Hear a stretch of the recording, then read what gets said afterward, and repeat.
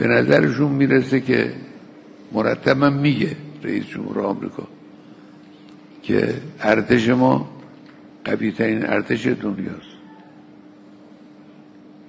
قوی ترین ارتش دنیا ممکنه اونچنان گاهی سیلی بخوره که از جا نتوانه بونش.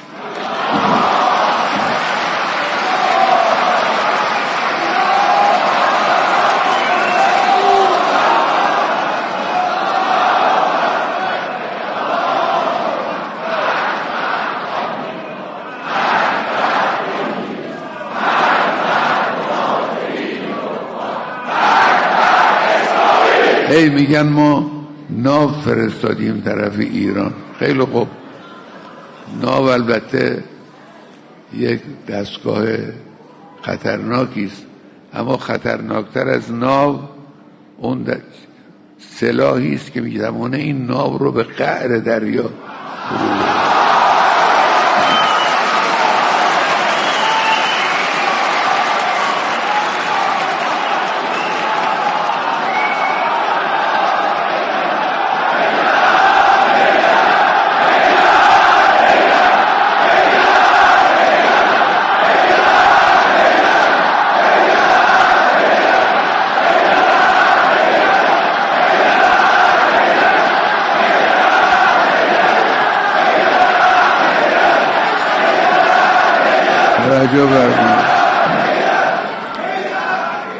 رئیس جمهور آمریکا در یکی از صحبت‌های اخیرش گفته که 47 ساله که آمریکا نتوانسته جمهوری اسلامی رو از بین ببره. شکایت کرده به مردم خودش. 47 ساله